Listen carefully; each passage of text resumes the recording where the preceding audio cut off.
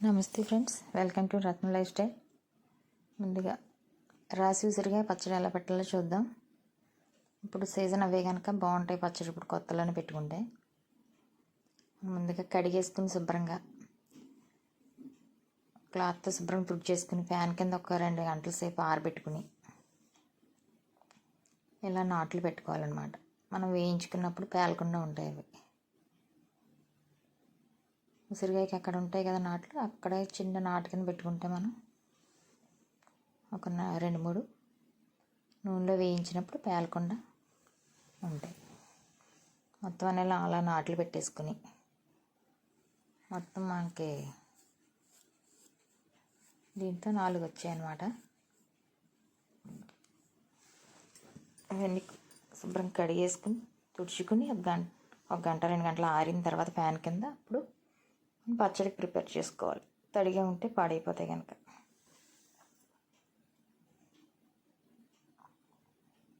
తర్వాత 4 వచ్చాయి అన్నమాట. అంటే 2 కేజీల కాయలు. 2 కేజీల కాయలకి నేను చెప్పే కొలతలు. రాసి ఉసిరికాయ పచ్చడి.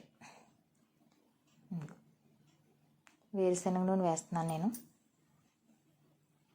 వేరుశనగ నూనె కానీ పప్పు నూనె కానీ వేసుకోవచ్చు. రెండిట్లో ఏది వేసుకున్నా బాగుంటుంది టేస్ట్. వేరుశనగ నూనె వేస్తున్నాను నేనైతే. 2 కేజీల కాయలకి 1/4 కేజీ ఆయిల్ వేసాను నేను. నూనె బాగా కాగిన తర్వాత వేసి వేయించుకుని చూసుకోవాలి. ఒకటి వేసుకుని ఆయిల్ కాగిపోయిన తర్వాత అన్నీ వేసుకుని దోరగా వచ్చేదాకా వేయించుకుని నూనె కాగింది. మంటను మట్టుకు హైలోని స్లోలోని కాకుండా మీడియంలో పెట్టి, అటు ఇటు కాకుండా పెట్టి మీడియంలో వేయించుకోవాలి.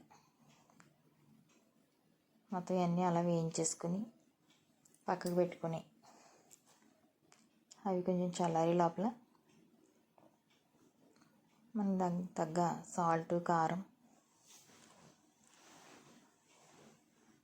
రెడీ చేసుకోవాలి.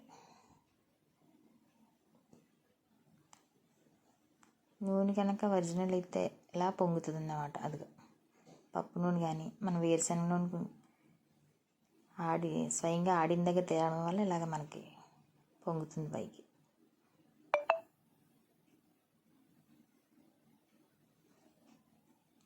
ఇలా బాగా వేగిన తర్వాత తీసేసి పక్కన పెట్టుకోవాలండి. అన్నీ అలా వేయించేసుకుని పక్కన పెట్టుకొని 2 కేజీల కాయలకి 1/2 కప్పు ఆవాలు, 1/2 కప్పు మెంతులు దోరగా వేయించుకొని పొడువును ప్రిపేర్ చేసుకోవాలి. మనం వేగిపోయే కాయలు మరీ వేగిపోకుండా కొంచెం లైట్గా కలర్ వచ్చితే సరిపోద్ది అన్నమాట. 2 కేజీల కాయలకి నేను 1/2 కేజీ చింతపండు వేస్తున్నాను అన్నమాట. 1/2 కేజీ చింతపండు వేడి నీళ్ళు వేసి నానబెట్టాను అన్నమాట. అది 1/2 కప్పు మెంతులు కొంచెం వేగిన తర్వాత 1/2 కప్పు ఆవాలు కూడా వేసేసి దాంట్లోనే వేయించేసుకుని 2 కొంచెం చల్లారిన తర్వాత మిక్సీ పట్టేసుకుని మెత్తగా పొడించేసుకోవాలి. దాన్ని మంటను మట్టుకు మీడియం ఫ్లేమ్లో పెట్టి వేయించుకోవాలి. స్లోగా పెట్టుకుని, హైలో పెడితే మాడిపోతాయి.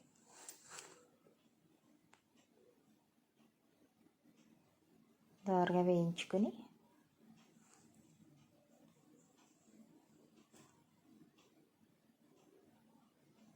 ఇవి వేయడం వల్ల బాగుంటుందన్నమాట. కమ్మగా ఉంటుంది పచ్చడి. ఆవాలు కూడా దాంట్లోనే వేసి వేయించేసుకుని ఒక 5 నిమిషాలు 2 కలిపి వేయించుకుని తీసి పక్కన పెట్టేసుకుని కొంచెం చల్లారాక మిక్సీ పట్టుకుని పక్కన పెట్టుకోవాలి. మనం వేయించిన ఆయిల్ కూడా చల్లారిన తర్వాతే మనం కలుపుకోవాలి పచ్చళ్ళలోని.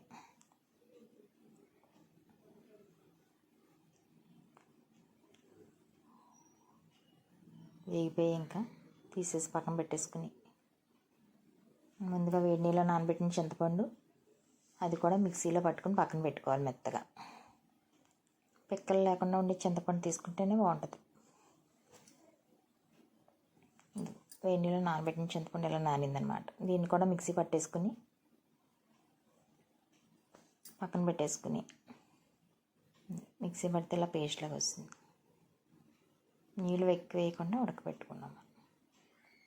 మన ఉసిరికాయలు అయిపోయిన ఆయిల్ ఉంది కదా, దాంట్లో మళ్ళీ కొంచెం ఒక స్పూన్ ఆవాలు వేసుకుని వేయించుకుని ఎండుమిర్చి, ఒక స్పూన్ ఆవాలు, ఒక స్పూన్ జీలకర్ర, ఎండుమిర్చి, కరివేపాకు వేసుకుని వేయించుకుని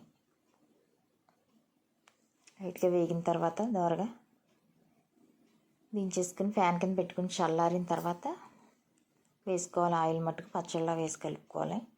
వేడిగా వేస్తే పచ్చడి పాడైపోతుంది.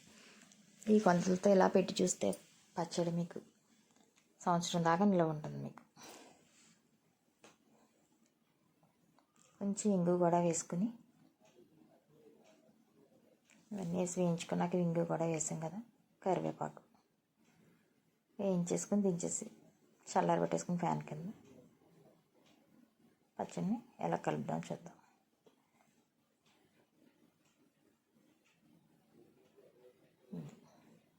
మనం మిక్సీ పట్టుకున్న చింతపండు కూడా దాంట్లో వేయించుకుని బాగా దగ్గర ఉడికిపోవాలన్నమాట. దాంట్లో ఉన్న వాటర్ అంతా లాగేసి నూనె పైకి తేలేటప్పుడు అప్పుడు తీసుకుని చల్లారి పెట్టుకోవాలి దాన్ని. మనం వేయించుకున్న కాయలు 2 కేజీల కాయలకి 1/2 కప్పు సాల్ట్ వేస్తున్నాను నేను. టేస్ట్ సరిపడ్డ సాల్ట్ 1/2 కప్పు పడుతుంది అన్నమాట. కారం అయితే కప్పు వేసాను. 1/2 కప్పు సాల్ట్, కప్పు కారం,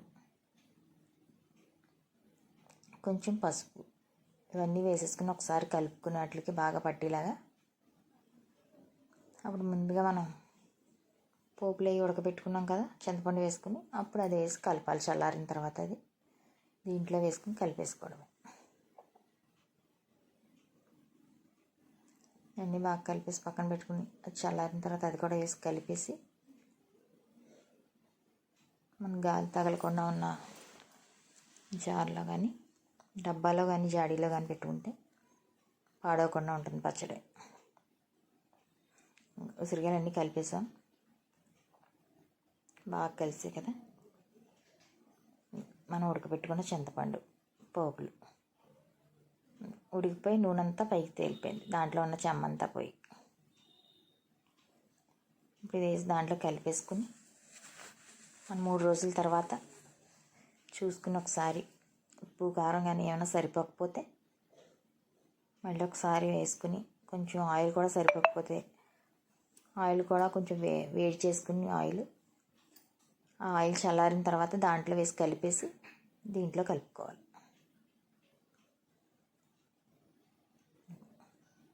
దీంట్లో వేసి కలిపేసాం, మొత్తం కలిపేసాం. చూసారా పచ్చడి ఎలా వచ్చిందో? చాలా బాగుంటుంది టేస్ట్. మనకి కార్తీక మాసంలో దగ్గర 2-3 నెలలు బాగా దొరుకుతాయి కనుక ఇలా పెట్టుకుని స్టోర్ చేసుకుంటే మనకు కావాల్సినప్పుడల్లా వేసుకోవచ్చు. ఈ రాసి ఉసిరికాయ తినడం వల్ల కూడా మంచిది కూడా, ఆరోగ్యానికి చాలా మంచిది.